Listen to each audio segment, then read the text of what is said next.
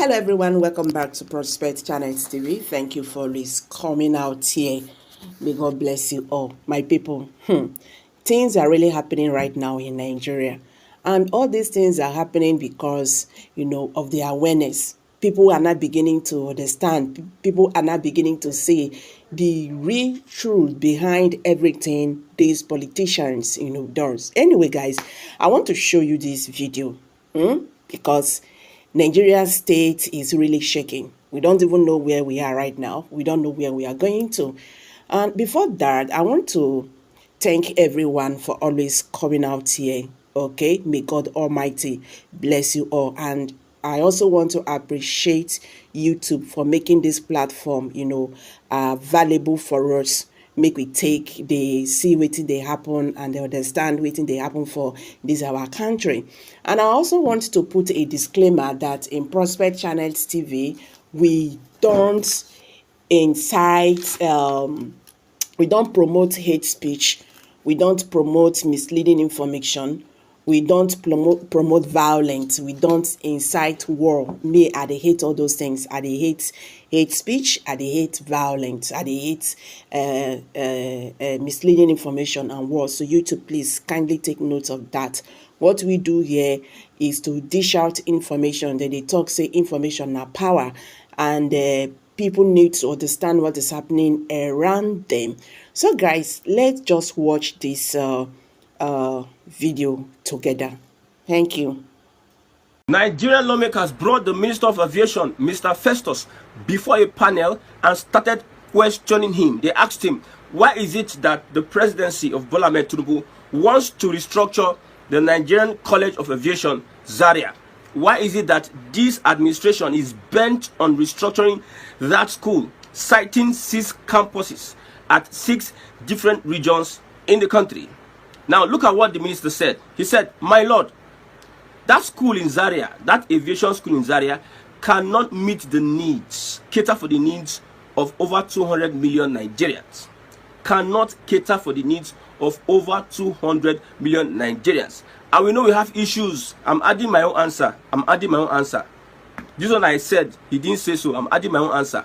You know, we have issues with nepotism and politics, bureaucracy. Nepotism first. Northern politicians, northern leaders are usually nepotistic. Look at Buhari's government. Look at how he almost employed all the whole of Katsina for federal government appointment. Katsina State, nepotism. We know how nepotistic the North is. So citing that College of Aviation is going to have restrictions on other people. So we need to split this College of Aviation into the 6 different regions so that other people can have access. Not everything, not. Then when you are going to North, they start scrutinizing you. See, when you enter schools, you understand what I'm saying. If you have gotten an admission into different schools, there's this nepotism, there's this bureaucracy, there's this thing that will limit you. There's this politics that's being played. It's all about ethnicity. So since we are an ethnic country, we want to split this Nigerian College of Aviation into 6 geopolitical zones so that everybody will have access. I looked at that tweet and I looked at the comments. Most Northerners were not okay with the answers the minister gave to the Nigerian lawmakers. See, that answer is okay. No more answer. Case closed. The restructuring is it. This administration must continue in its restructuring stride. After the NCA, Nigerian College of Aviation, we are going to the NDA, Nigeria Defense Academy. You think we are just sitting down here and talking anyhow? I've said it before, I don't usually come out to do broadcast. But when I say some things, they make sense and they do come to pass. They happen. I'm not a prophet. But I look at some things and I could do speculations. After the NCA, we are moving to other sectors of the country that needs to be demystified and restructured for the betterment moving forward, because we cannot carry most of our institutions and put in the knots that is dragging the country back. If we have the College of Aviation in the Southeast, it will bring skill and experience, connections to the Southeast.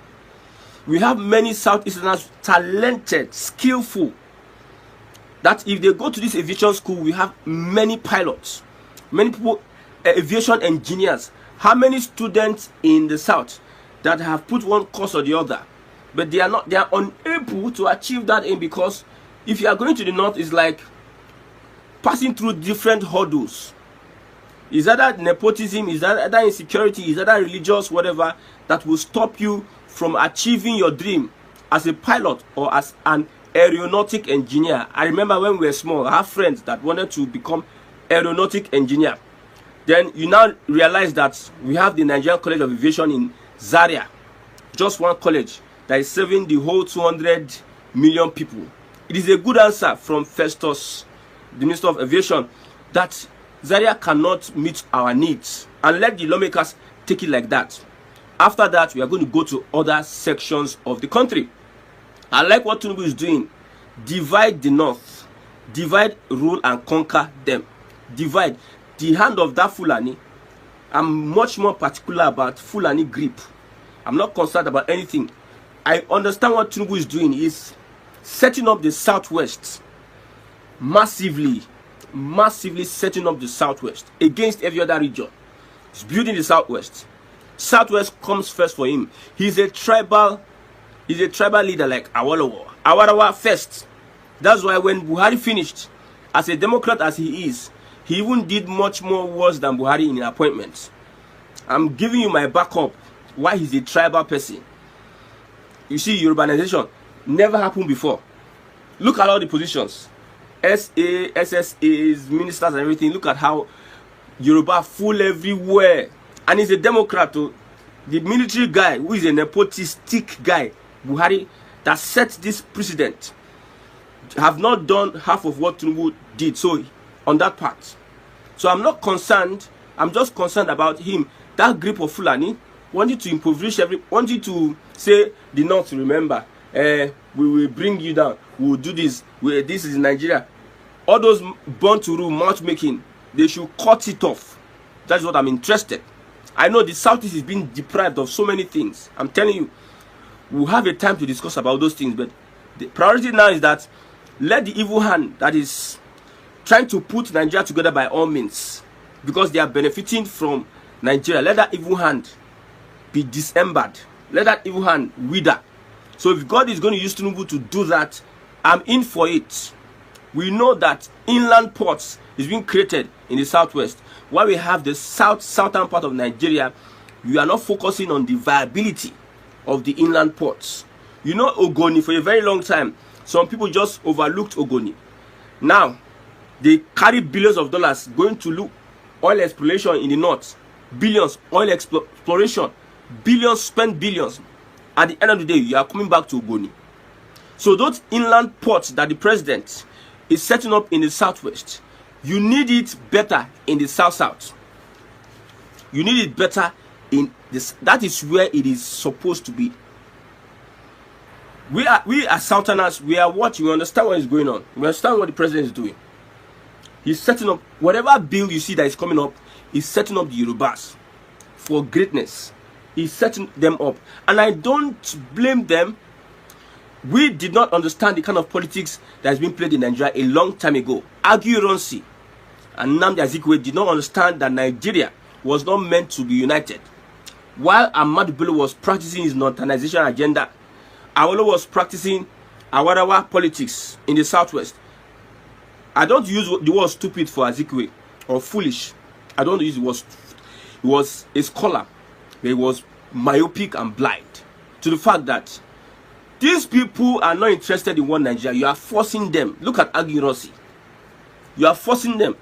And you are giving these people effrontery to start now say it is Igbos that never wanted. Igbos, these guys were not representing Igbos at a time. So if you want to lump that, I know that the southwest and other regions are playing politics with that statement that it's Igbos that never wanted Nigeria. They were the ones forcing everybody to join one Nigeria. I know it's politics, but the real deal there is that Igbos never wanted. It was these selfish, myopic leaders, foolish leaders, that took that stance. So everybody needs to realize that people are playing ethnic politics these days. Look at America. Look at Trump. ethnic politics. If you sit down there and you slack, this guy from Emilokon, he entered. He bullied his way. He signed contracts. He entered alliances. Your turn, my turn.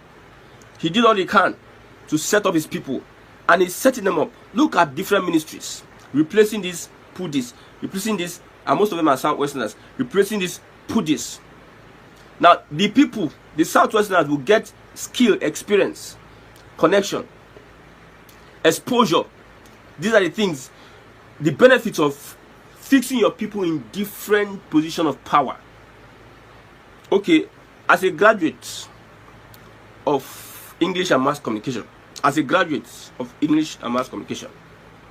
I'm not working in any ministry or minister of whatever, finance, minister of whatever.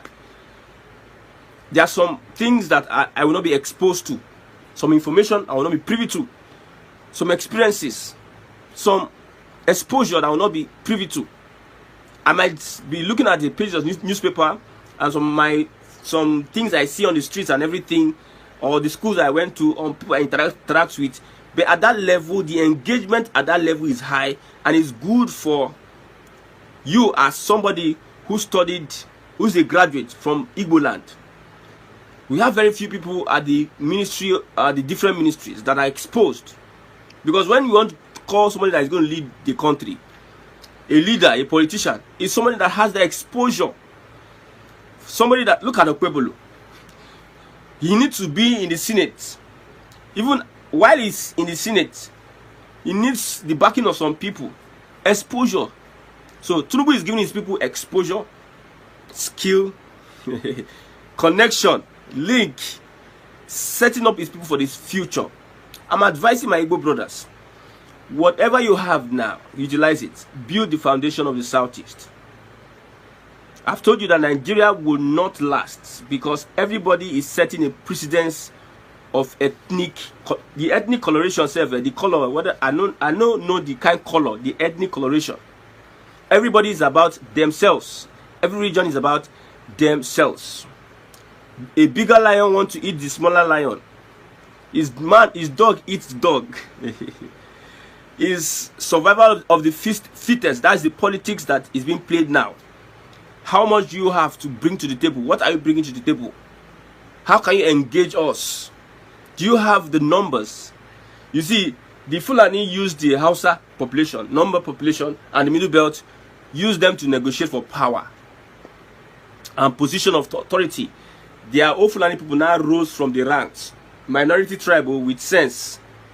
Those ones are highly nepotistic. A Fulani does not see you as somebody who is in his level. He sees himself as above everybody in Nigeria. The Fulani see themselves as above. One governor said that the Fulani are a special people. He was standing with bandits with Gono saying that thing. The Fulani are a special people. So the Fulani does not see you as himself. No, he sees you as below him. Even if he's living in the bush or he's rearing cows and you are driving big jeep or you're living in a skyscraper, he doesn't see you. He sees you as less of a human being. To him, you are lesser than him. And that's how Islam sees someone that is not a Muslim. Islam, if you're not a Muslim, they look at you as this one, rich. So everybody, the Igbo people, whatever you have, we have been saying it, invest in the Southeast. You start the investment now, creative investment. You think it might not yield. It's for the future. Look at how the Southwest politicians gathered themselves and they were thinking ahead, and see where they are today. Although if you take away Lagos, there might not be any Southwest, but they focused on that Lagos and made sure that they secure that Lagos till death do them part. And Lagos is like Nigeria. Lagos, there's no state in Nigeria that is not represented in Lagos. There's no single state. So the Southwest politicians were wise enough to come together, unify themselves. I told you in my former broadcast that no insecurity can happen without the politicians having a hand in it. But there in the Southeast, we have governors, we have senators that are triggering insecurity, that are part of the insecurity because of whatever ambition. Politicians, they ride on sentiment, ideology. to perpetrate crime. They know the ideology in the southeast is Biafra, and they will now infiltrate the ranks of Biafra, bring a Bwagu, and do all sorts of things, fighting against themselves. In Imo State, see how politics is being played. Why APC will stay long in Imo State. And IPOB, allegedly, reportedly, by people on the streets, riffraffs, they call them, they proscribe them, IPOB. So, an average APC politician in Imo or in the southeast, if you are his rival and you are in PDP, he will set you up as an IPOB. He will use IPOB to threaten you, set you up as an IPOB. And when they hear IPOB, they can use, see, politicians these guys are mean. These guys are mean. Politicians leverage on the IPOB Biafra struggle to cause more harm to the people. Now, Samekpa is not there. So, don't we still have insecurity in the southeast? Well, I traveled during the festive season. I don't know whether they had to pause, because whilst going, I met checkpoints. I told you before, there was a time I had to calm down, raise our hands, and move to the other side. And Aboki that was in the bus with us, usually they tell you that you should not make calls when you are approaching the checkpoint. Don't make calls. If you make calls, now trouble for you. But this Aboki did not even, he made his call. They called him and they interrogated him. Eventually, it not take 2 or 3 minutes, they release him. Then some people were now murmuring, saying that if it were an Igbo man, you're brony Igbo. If it were an Igbo man, they would have arrested him. You see, when I talk about the nepotism of the northern Nigeria, look at Ahmed Bello, his mentality, northernization. That's why we are supporting, I'm diverting now. I supported that this aviation ministry must be taken away from that northern part of Nigeria because of nepotism. He did their blood too much. He did their blood. We once were opportune to be in an organization. Because the head is a northerner. We that had the qualification, we did not get the opportunities that we needed to get. But some dullards from the northern part of Nigeria, they packed them like sand and gave them the opportunity. They put few of them that were good and few southerners that were good to just oversee them. They were just there for the money. They could literally, I don't think any of them had the idea of what they were doing at that point in time. So the nepotistic tendency of the North and their politicians should make Tinubu have to restructure everything. Restructure everything. I know what I'm saying. No? Although, let me break this to you. The political class know what they are doing. But you see, something is going to happen. I've said this over. Something is going to happen that will shake the foundation of this country. And there will be restructuring. Real restructuring. I've said it before that Tinubu is looking for a way to place, see, the table of the cabals. He's setting himself a space by doing all he's doing. I'm telling you, whatever restructuring is put in place, he first is looking at the Yorubas, and the Yorubas are going to get it.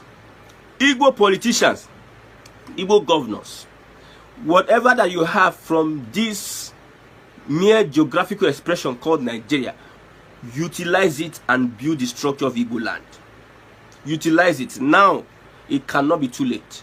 Other regions are waking up. The Southwest have woken up long time ago. It's the Igbos that opened their eyes to start waking up, and every other tribe in Lagos and other places, they have started waking up.